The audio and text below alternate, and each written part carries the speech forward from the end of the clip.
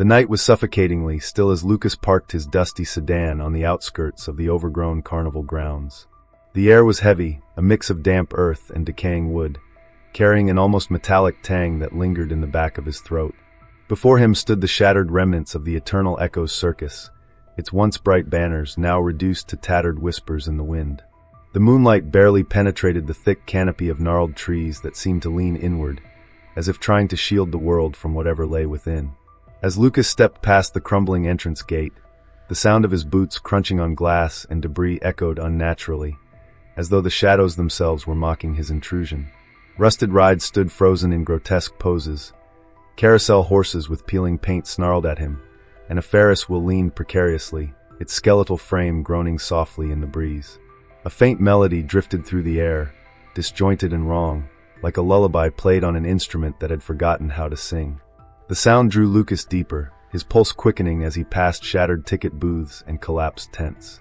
Every corner seemed alive with subtle movement, a flicker of shadow, the rustle of leaves where there was no wind.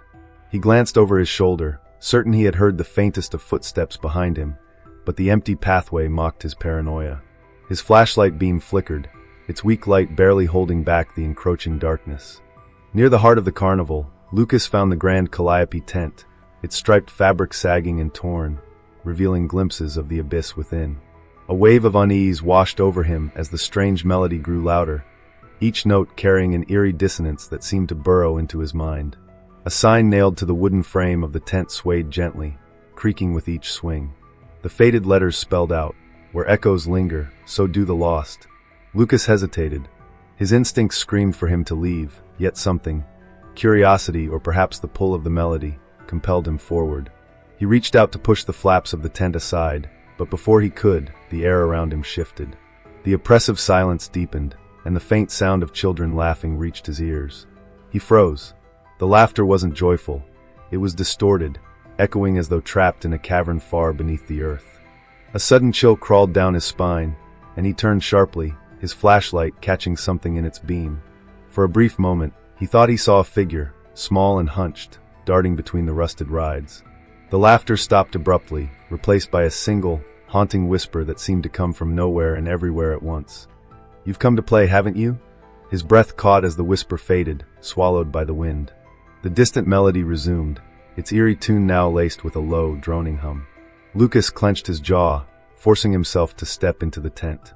The air inside was colder, heavier, as if he had crossed a threshold into another realm. The glow of his flashlight revealed rows of empty seats circling the center stage, where the Calliope stood like a shrine to forgotten nightmares. Its keys moved on their own, pressing down in deliberate succession, creating the discordant melody that had lured him here. Lucas's gaze fixed on the Calliope, but his peripheral vision caught flickers of movement. Shadows danced along the edges of the tent, taking forms that were almost human but twisted and incomplete. A cold sweat broke out on his forehead as he whispered to himself, "What have I gotten into?" Then the Calliope stopped. The silence was deafening, pressing against him like a weight. A single note rang out, sharp and piercing, as if the instrument itself was warning him to leave. But Lucas stood frozen, his heart pounding as he realized the impossible. The Calliope was watching him. As Lucas stood paralyzed in the suffocating silence of the tent, his eyes were drawn to an object lying at the foot of the Calliope, a small, dust-covered photograph. The edges were frayed, and time had faded its colors, but the image was eerily clear. A group of performers standing proudly in front of the tent he now occupied. Among them was a young boy, no older than 10, dressed in a suit too large for his frame, clutching a violin. His face sent a jolt of recognition through Lucas. The boy's features mirrored his own childhood photos, his sharp eyes, the slight curve of his smile. It wasn't possible. His hand trembled as he reached for the photograph, a chill crawling up his arm as his fingers grazed the aged paper. The moment he touched it, a sharp, metallic ringing filled his ears, and his vision blurred. He stumbled backward, gripping his head as fragmented memories erupted in his mind. He saw himself as a child, standing on the edge of a dense forest, clutching his grandmother's hand. She had taken him there once, he was sure of it now. The scene flashed vividly, her weathered face, twisted in fear, as she dragged him away from the faint sound of a calliope echoing in the distance. "Never go near that place," she had whispered, her voice trembling. "It's not meant for the living." The photograph slipped from his grasp, landing soundlessly on the dirt floor. Lucas staggered, the air around him feeling heavy and electric. He looked down to find another object partially buried in the soil beneath the calliope. It was a violin, its strings snapped, the wood warped as though it had been scorched. The sight unleashed another torrent of fragmented memories. Lucas remembered a story his grandmother used to tell, a tale about a traveling circus that would lure children with its music. The circus, she claimed, was a trap, feeding on the souls of the innocent. At the center of it all was a boy, a violin prodigy, who played alongside the haunting calliope. His music was said to hold the power to either release or imprison the spirits trapped within the circus. His heart raced as the implications clawed at his mind. Could the boy in the photograph be connected to him? His gaze flickered back to the calliope. Its polished keys glistened unnaturally in the dim light, each one etched with symbols he didn't recognize. But he didn't need to understand their meaning to feel their malice. As he took a step closer, the tent suddenly shifted around him. The walls seemed to stretch and twist, the fabric morphing into a patchwork of faces, some screaming, others staring blankly into nothingness. He tried to move, but his feet felt rooted to the ground. A voice, faint and childlike, began to sing a melody he hadn't heard in decades. Round and round the music plays, trapped inside for endless days. The haunting tune was one his grandmother had hummed to him as a warning, a lullaby meant to ward off the darkness. But here it sounded warped and mocking, each word resonating with an oppressive weight. Lucas's flashlight flickered violently, plunging him into brief bursts of darkness. In those moments, he saw glimpses of figures standing in the shadows, children with hollow eyes and tattered clothes, their mouths moving as though singing along. With each flash of light, they were closer, their empty gazes fixed on him. Then, just as suddenly as it began, the singing stopped. The flashlight steadied, revealing the calliope once more. But now, etched into the wooden frame of the instrument, was a single phrase, "The past never forgets." Lucas stumbled backward, gasping for air as the weight of the words settled over him. The calliope began to play again, a soft and mournful tune that seemed to wrap around him, pulling him deeper into the tent. He couldn't shake the feeling that this place wasn't just haunted, it knew him. It had been waiting for him, and now it was waking up. The haunting melody of the calliope grew louder, its dissonant notes reverberating through Lucas's chest like the pulse of a malevolent heart. The words etched into the wood, "The past never forgets," seemed to glow faintly as if alive. Lucas's breath came in shallow gasps as the atmosphere around him thickened, the air growing cold and sharp, carrying the faint metallic tang of blood. As he stepped closer to the calliope, his foot struck something solid, sending it skittering across the dirt. Bending down, he picked up a small, ornate music box, its surface tarnished with age. When he opened it, a lullaby played, a twisted, corrupted version of the melody his grandmother used to hum. Inside the box was a slip of paper, yellowed with time. In hastily scrawled handwriting, it read, "One must stay. One must play. The music demands its price." Lucas's stomach churned as the weight of the words sank in. The tent seemed to close in on him, the shadows at its edges writhing and shifting like living things. The figures of the children appeared again, their hollow eyes glimmering faintly in the dim light. They stood motionless, their small hands raised to point at the calliope. A voice, soft and distant yet impossibly clear, whispered from behind him, "Make your choice, Lucas." He spun around, but no one was there. When he turned back, the calliope had changed. Its keys now bore glowing symbols that pulsed with a sickly green light. The photographs and artifacts scattered around its base seemed to shimmer, each one tied to a soul lost to this cursed place. Among them was something new, a picture of Lucas himself as a child, holding a violin, his face frozen in an expression of terror. Lucas stumbled back, his mind racing. How could this be? He had never been here before, or had he? The fragmented memories that had assaulted him earlier now felt like pieces of a puzzle he didn't want to complete. The voice returned, this time louder and closer. "You can leave, Lucas. But only if you play." The calliope began to creak and groan, its keys pressing down as if an invisible hand was guiding them. The discordant notes formed a horrifying melody that filled the tent, and with it came a vision. Lucas saw himself trapped at the calliope, his hands moving against his will, his face etched with despair as the children's hollow eyes surrounded him, feeding on his fear. "No," he shouted, the sound echoing back at him like a cruel mockery. He turned to run, but the tent flaps were gone. The way out had vanished, replaced by the shifting shadows that seemed to whisper his name. Then another vision filled his mind, one of escape. He saw himself outside the tent, running through the overgrown carnival grounds and back to his car. But something about the vision was wrong. His reflection in the car's rearview mirror wasn't his. It was older, gaunt, and lifeless. He realized with dawning horror that the entity wasn't offering freedom. It was offering survival at a cost. The choice was clear, yet impossible. If he played the Calliope, he would take the place of the souls trapped here, tethered to the cursed instrument for eternity.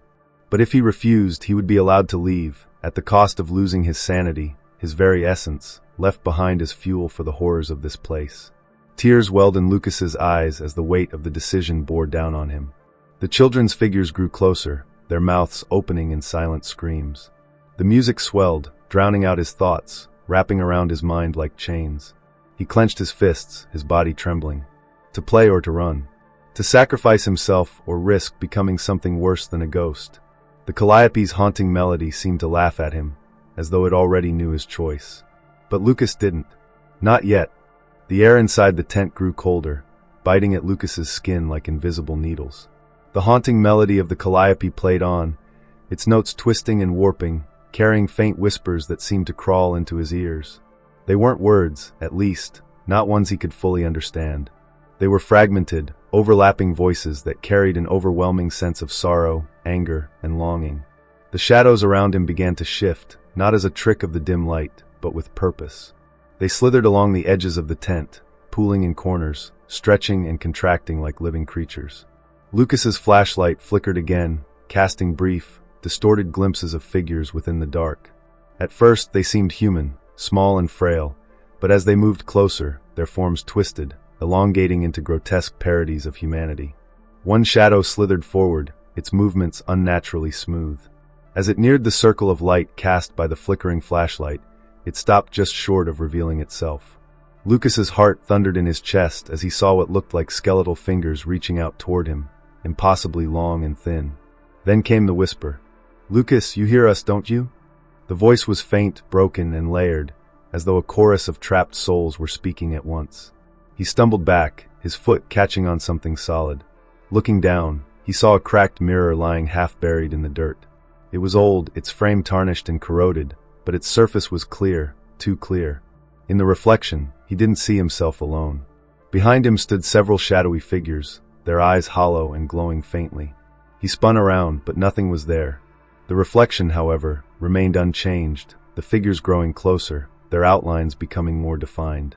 The tent itself seemed to exhale, the fabric walls pulsating as if alive. The whispers grew louder, forming fragmented sentences. "We were like you, drawn here, unable to leave. It knows your name, it always knew." Lucas gritted his teeth, forcing himself to step forward. "What do you want from me?" he shouted, his voice trembling but defiant. The Calliope's melody shifted abruptly, transitioning into a soft, lilting tune that was almost soothing, almost. The shadows recoiled momentarily, as if startled by the change, but then they began to encroach again, more aggressively this time. The whispers turned to pleading cries. "Help us, free us!" But as the shadows crept closer, their voices grew darker, more malicious. "Or join us." Suddenly, Lucas felt a cold breath on the back of his neck. Spinning around, he came face to face with a shape barely discernible from the darkness. It loomed over him, its presence heavy and suffocating, its eyes twin pinpricks of burning light. It didn't speak, but the weight of its gaze bore into his mind, filling his head with visions. He saw flashes of the past, performers and visitors to the circus, laughing and cheering as the Calliope played. But the joy turned to terror as the music warped, the performers' faces twisting into grotesque masks of anguish. He saw them dragged into the shadows, one by one, their screams silenced by the oppressive melody. The vision shifted. He saw himself, younger, standing at the edge of the same tent. His grandmother was there, holding his hand tightly, her face pale with fear. "They'll take you if you listen too long," she had whispered, pulling him away. "The music always takes what it wants." The memory shattered as the figure lunged forward, its face, if it could be called that, mere inches from his own. Lucas staggered back, the whispers now deafening, filling the tent with an unbearable cacophony. The flashlight slipped from his grasp, plunging the tent into darkness. But even without light, he could see them, shapes crawling, writhing, reaching for him. The Calliope's music grew louder, the melody now a frantic, discordant screech that vibrated through his very bones. In the chaos, Lucas realized something horrifying. The shadows weren't just reaching for him, they were part of him. He felt them tugging at his mind, his memories, his very essence. They weren't just trying to trap him, they were trying to become him. Fighting against the rising panic, he scrambled to his feet, his hands instinctively clutching the music box he had found earlier. As he opened it again, the lullaby began to play, its haunting tune piercing through the oppressive noise. The shadows hesitated, their forms faltering, their whispers turning into guttural growls of anger. Lucas didn't understand why, but the music box seemed to repel them. Clutching it tightly, he edged closer to the Calliope, determined to uncover whatever dark truth lay at the heart of this nightmare. But the shadows were relentless, and as he stepped forward, they surged toward him, the tent collapsing into a swirling vortex of darkness and sound. And then, as if mocking him, the Calliope fell silent. The shadows froze, their hollow eyes locked on him. The tent felt still, but the weight of the terror lingered, suffocating and inescapable. Lucas realized, with a cold dread, that the silence was worse than the music. It meant the circus was waiting for his next move. The silence that enveloped the tent was more oppressive than the haunting melody of the Calliope. It wasn't just the absence of sound, it was the kind of quiet that pressed against Lucas's chest, squeezing the air from his lungs. He stood frozen, gripping the music box as though it were the only thing tethering him to reality. His flashlight lay shattered on the ground, its dim beam flickering erratically. In the near darkness, his senses sharpened, every creak of the tent's strained fabric and distant rustle of unseen movement amplified tenfold. Then came the first whisper, not from the shadows this time, but from inside his own mind. A low, serpentine voice slid through his thoughts. "You feel it, don't you? The fear creeping in, it's delicious." Lucas clenched his jaw, shaking his head as if to dislodge the invasive voice. But it persisted, curling around his consciousness like smoke, intertwining with his own thoughts until he could no longer tell which were his. Images began to flash in his mind, vivid and grotesque. He saw himself as a boy again, standing in a room bathed in flickering yellow light. On a dusty table sat the same music box he now held, but in the vision, its melody was clearer, purer. His younger self reached for it, but before his fingers could touch the polished wood, a shadow engulfed the room, snatching the boy into darkness. The vision shattered, replaced by another. Lucas saw his grandmother sitting in her rocking chair, her eyes hollow, her lips moving as if whispering a prayer. Her hands clutched a rosary, the beads glowing faintly with each whispered word. But as the melody of the Calliope crept into the scene, her prayer faltered, and the light from the beads faded. Her head snapped toward him, her face contorted in anguish, and she screamed, "Why did you bring it back?" Lucas stumbled back, his heart pounding so loudly he thought it might burst. The shadows around him began to move again, twisting and stretching into shapes that defied logic. Faces emerged from the darkness, faces he recognized but couldn't place. They were fragmented, incomplete, as though they were pieces of a puzzle he wasn't meant to solve. The Calliope began to hum faintly, the sound vibrating through the air like the distant roar of an oncoming storm. Lucas's grip on the music box tightened as the serpentine voice returned. "The fear will guide you, Lucas. Let it in. Let it show you the truth."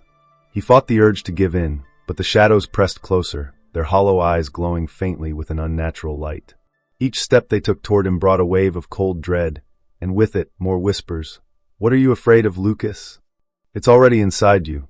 You've felt it your whole life, haven't you?" The voice wasn't wrong. Lucas had always been haunted by an inexplicable fear, a sense that something was always just out of sight, waiting. It had been there as a child, in the shadows of his room, and as an adult, in the silence of empty halls. Now, standing in the heart of the cursed circus, he realized that fear hadn't been his imagination. It had been a warning. The Calliope's hum grew louder, morphing into a low, mournful wail. The tent quivered, and the shadows seemed to close in, their forms towering over him like living nightmares. Lucas felt his resolve faltering. The temptation to let the fear consume him was overwhelming. It promised release, a surrender that would end the suffocating pressure, the relentless whispers, the crushing weight of the unknown. His hands trembled as he raised the music box, its melody barely audible over the cacophony of the Calliope and the voices in his mind. The lullaby, though distorted and faint, was still there, a fragile thread of hope. But even it began to twist, the notes warping into something unrecognizable. The shadows loomed closer, and the voice spoke again, softer this time, almost gentle. "The fear doesn't have to hurt, Lucas. It can be your strength. Let it guide you to the truth. Open the door. Lucas's vision blurred, the edges of his reality crumbling like ash. He saw himself standing at the Calliope, his hands poised over its keys.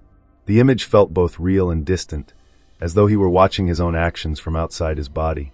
The shadows whispered promises of power, of understanding, of an end to the fear. But then, through the haze, another memory surfaced. His grandmother's voice, trembling yet firm, echoed in his mind, "Fear is a lie. It doesn't control you unless you let it." The memory hit him like a bolt of lightning, cutting through the fog of dread. Lucas blinked, his vision clearing, and saw the shadows recoil slightly, their shapes flickering as though caught off guard. He gripped the music box tighter, its melody steadying as he focused on it. "I'm not yours," he whispered, his voice shaking but resolute. "You won't take me." The Calliope screeched in protest, its haunting wail rising to a deafening crescendo. The shadows lashed out, their forms twisting violently, but Lucas stood his ground. With a surge of defiance, he took a step toward the Calliope, the music box's melody growing louder, piercing through the cacophony like a blade of light in the darkness. The shadows hissed, retreating slightly, but their presence lingered, their whispers now laced with anger. "You cannot run forever, Lucas. Fear is eternal." Though his heart still pounded and his hands trembled, Lucas pressed forward, determined to uncover the truth hidden within the darkness. Fear might have been eternal, but so was his resolve to fight it. The melody from the Calliope shifted suddenly, becoming an unbearable cacophony that seemed to shake the very ground beneath Lucas's feet. The tent walls twisted, stretching impossibly high, as though the circus itself were alive and mocking his presence. Shadows surged and writhed, forming grotesque faces that leered at him, their hollow eyes burning with malice. The air was thick and choking, carrying a foul stench of decay and sulfur. Lucas gripped the music box tightly, its faint melody fighting against the chaotic noise. His every instinct screamed for him to turn back, to flee into the suffocating darkness, but something deeper kept him rooted, an unshakable need for answers. For the first time, he noticed faint carvings etched into the Calliope's wooden frame. The symbols were unlike anything he had ever seen, glowing faintly with an otherworldly light, pulsating as if they were alive. As he drew closer, a voice thundered through the tent, deeper and more menacing than any he had heard before. "You've come far, Lucas, but are you ready to face the truth?" The air shifted violently, and suddenly Lucas was no longer standing in the dilapidated tent. He was in a grand, ornate room, lit by flickering chandeliers that hung impossibly high above.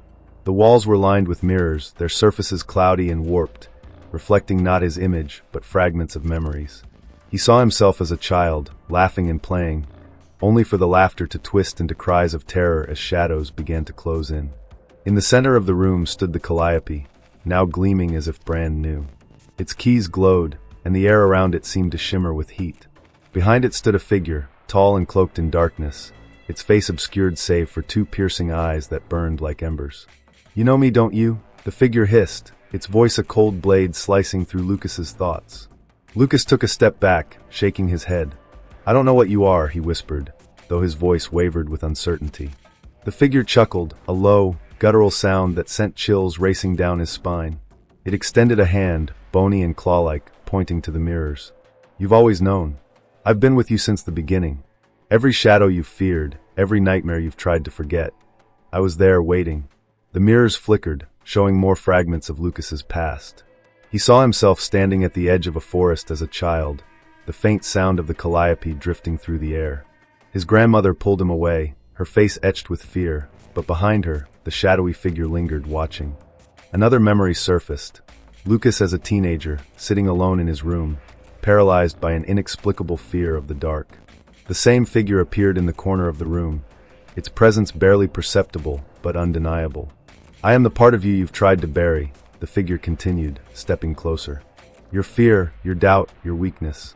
And now you stand before me, thinking you can defy me?" Lucas's grip on the music box tightened. "I didn't come here to fight you," he said, his voice steadier now.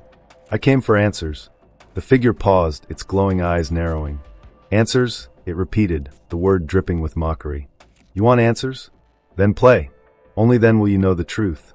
The Calliope's keys seemed to shift, arranging themselves into a strange pattern. The carvings on its frame glowed brighter, casting eerie shadows across the room. The figure gestured toward it, its movements slow and deliberate. "Play, Lucas. The music will show you everything. A cold dread settled over him. He knew instinctively that touching the calliope would bind him to it, but the temptation gnawed at him.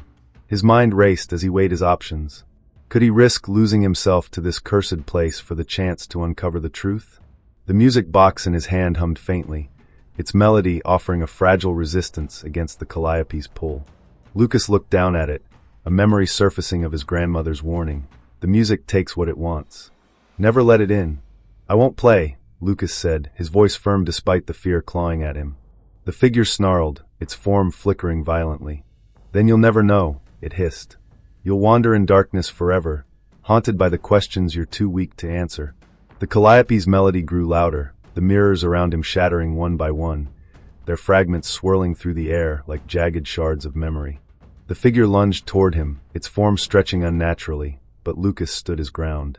Instead of playing the calliope, he raised the music box and opened it. Its fragile melody filled the air, cutting through the cacophony like a blade. The figure screamed, its voice echoing with countless others, and the calliope's glow began to flicker. The room around him trembled, the chandeliers swaying violently as the shadows recoiled. The figure writhed, its form dissolving into black smoke, and the calliope cracked, its keys falling silent one by one. Lucas stood in the chaos, his heart pounding as the last mirror shattered, leaving him in total darkness. For a moment there was nothing, no sound, no light, just an oppressive void. Then a single, faint whisper reached his ears. You've won nothing, Lucas. Fear is eternal, and so am I. The darkness lifted, and Lucas found himself back in the dilapidated tent. The calliope stood silent, its keys broken, its carvings dulled. But the mark it had left on him remained. Something deep inside him had changed, though he wasn't sure if it was for better or worse. The only certainty was that the circus wasn't finished with him. Not yet. Lucas stood motionless, his breath shallow as the remnants of the shattered mirrors and the now silent calliope lay before him.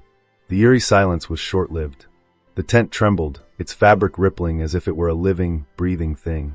The ground beneath his feet began to crack, revealing faint glimmers of a pulsating, fiery light that seemed to come from deep within the earth. The air thickened, the oppressive weight pressing down on Lucas's chest. From the shadows that clung to the edges of the tent, the figure re-emerged, no longer obscured by flickering darkness. It was tall and skeletal, its form draped in tattered, flowing robes that seemed to move of their own accord. Its face was featureless save for a jagged, toothless maw that stretched impossibly wide, and its eyes burned like twin stars of hatred. The figure's voice filled the air, layered and booming, carrying the weight of countless tormented souls. You think you've defied me, Lucas? You've only begun to understand the cost of your defiance. The tent walls collapsed outward, revealing a twisted, otherworldly landscape. The carnival grounds were gone, replaced by an endless void lit by the faint glow of stars, swirling with storms of shadow and fire. The calliope now stood at the center of a massive, spiraling abyss, its broken keys reassembling themselves as the shadowed figure extended its claw-like hand toward it. Lucas felt his body being pulled forward by an invisible force, his feet scraping against the cracked ground as he struggled to resist. The music box in his hand trembled, its faint melody barely audible against the growing roar of the abyss. He clutched it tightly, the only anchor he had in this nightmare. You cannot win, the figure hissed, its voice dripping with malice. Every choice you make binds you further to me. The calliope has tasted your fear, your memories, your soul. It hungers for more. The ground beneath Lucas's feet gave way, and he fell to his knees at the edge of the abyss. Shadows surged around him, clawing at his limbs, whispering promises of relief if he would only surrender. He glanced at the calliope, now fully restored, its glowing carvings pulsing in rhythm with his pounding heart. Suddenly, the abyss spoke, not with words, but with images that flashed through Lucas's mind like a violent storm. He saw himself as a boy, standing before the calliope, his small hands touching its keys. He saw his grandmother weeping, her trembling hands clutching his tiny frame as she pulled him away. Then he saw something that chilled him to his core. Himself as an adult, seated at the calliope, playing its haunting melody while hollow-eyed figures surrounded him, feeding on his despair. No, Lucas whispered, shaking his head. I won't let you take me. The figure laughed, a guttural, bone-chilling sound. You are already mine, it hissed, stepping closer. You've always been mine. Lucas felt the weight of its words pressing into his mind, his memories unraveling as the shadows began to consume him. His thoughts grew foggy, his will weakening as the pull of the calliope became unbearable. But then, in the depths of his despair, he remembered the music box, the melody that had repelled the shadows before. With every ounce of strength he had left, Lucas raised the music box and wound it as fast as his trembling hands would allow. The delicate tune began to play, its sound cutting through the roar of the abyss like a fragile ray of light. The shadows recoiled, hissing and writhing, but the figure remained unaffected. "You think that trinket can save you?" it sneered, its jagged maw curling into a grotesque grin. But Lucas wasn't aiming to destroy the figure. He turned the music box toward the calliope, its melody weaving itself into the cursed instrument's chaotic hum. The two sounds collided, creating a violent resonance that shook the very fabric of the void. The carvings on the calliope began to crack, their glow faltering. The figure screamed, its voice a mix of rage and fear, as the shadows around it began to dissolve. Lucas pushed himself to his feet, stepping closer to the calliope despite the pull of the abyss. With a final surge of defiance, he slammed the music box onto the calliope's keys, its melody spilling into the cursed instrument.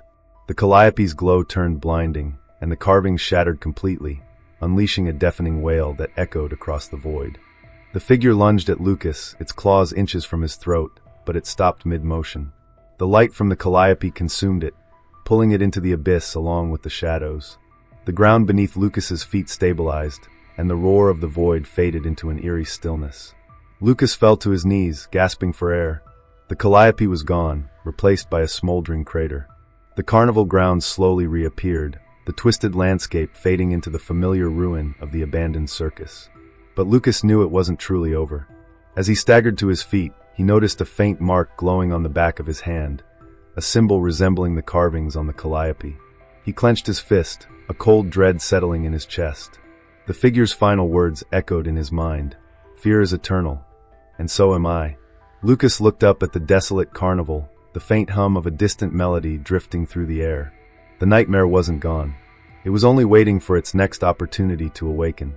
The air was eerily still as Lucas emerged from the remnants of the tent, his legs unsteady and his breath ragged. The carnival grounds stretched before him, but they felt different, emptier, darker, as if the shadows had receded but left a hollow, oppressive void in their wake. The only sound was the faint crunch of gravel beneath his boots as he staggered toward the broken gate. For a moment, Lucas dared to hope it was over. The calliope was gone, its haunting melody silenced, and the abyss had swallowed the monstrous figure. Yet, as he looked around, the silence felt heavier than the chaos. It pressed against his ears, amplifying every faint rustle of the wind, every creak of the decayed rides. It wasn't the peaceful quiet of safety. It was the watchful, waiting silence of something unfinished. The mark on the back of his hand throbbed faintly, glowing in the dim moonlight. Lucas tried to ignore it, shoving his hands into his pockets, but the burning sensation only grew stronger. He stopped, pulling his hand out to inspect the mark again. The intricate symbol resembled the carvings on the calliope, its edges shimmering with an otherworldly light that pulsed like a heartbeat. "What does it mean?" he muttered to himself, his voice breaking the oppressive quiet. The air around him shifted, a subtle but unmistakable change. The faint hum of a melody drifted through the night, carried on the wind. Lucas froze, his heart pounding in his chest. It wasn't the full, discordant song of the calliope. It was a single note, low and mournful, like a whisper from something that refused to let go. He spun around, scanning the darkened carnival grounds. Nothing moved, but the note grew louder, resonating deep within him. It wasn't coming from outside. It was inside his mind, a fragment of the melody that had haunted him since the moment he stepped onto this cursed ground. "You can't be serious," he whispered, gripping his temples as if to push the sound away. But the melody persisted, twisting and growing, echoing the serpentine voice that had once mocked him. "Fear is eternal, and so am I." A shiver ran down Lucas's spine as a thought clawed its way into his consciousness. Had he truly destroyed the calliope, or had it simply buried itself deeper, within him? He clenched his fists, his nails digging into his palms, desperate to ground himself in reality. But the mark on his hand pulsed again, a faint warmth spreading through his arm, as if mocking his attempts to escape. As he moved further from the tent, the world around him began to warp subtly. The carnival grounds seemed to stretch endlessly, the rides and booths repeating in a disjointed loop. A carousel appeared ahead, its horses frozen mid-gallop, their painted faces cracked and peeling.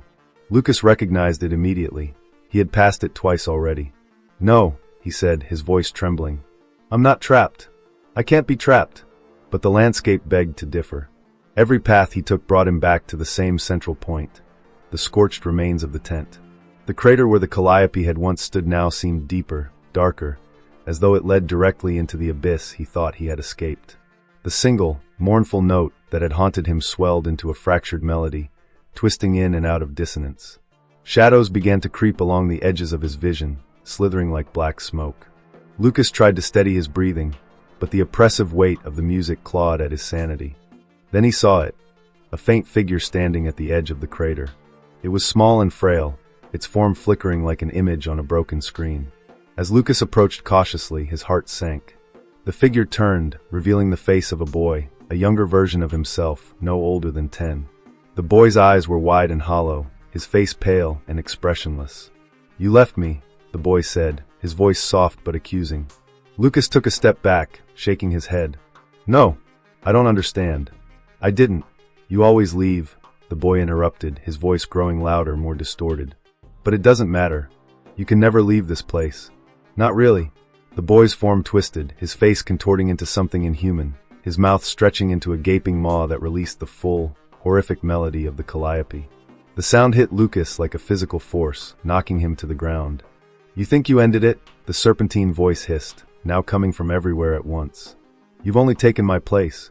Lucas scrambled to his feet, clutching the music box as if it could still save him. But when he opened it, the melody was gone. The box was empty, its gears broken and motionless. The shadows surged around him, and the boy's twisted form vanished into the crater. Lucas turned to run, but the ground beneath him cracked and shifted, pulling him closer to the edge. He dug his heels in, his breath coming in ragged gasps as he fought the pull. "You can run," the voice taunted, "but you'll always return. You're a part of this now." With a final burst of strength, Lucas broke free from the pull and stumbled away from the crater. The shadows receded slightly, but their presence lingered, watching, waiting. The faint melody faded, leaving him in silence once more. As he reached the carnival gates, Lucas paused, his body trembling. The mark on his hand no longer glowed, but its outline remained, etched into his skin like a brand. He looked back one last time at the ruins of the circus, half expecting to see the shadowed figure waiting for him. But there was nothing, just the empty, desolate grounds. Yet he knew deep down that this wasn't the end. The Calliope's melody still echoed faintly in his mind, a haunting reminder that the nightmare wasn't truly over. The circus might be gone, but its grip on him remained. Lucas stepped through the gates, his footsteps echoing in the stillness. As he disappeared into the darkness, the faint sound of a single note drifted through the air once more, carrying with it the promise of terror yet to come. "Fear is eternal," the voice whispered one last time. "And so am I."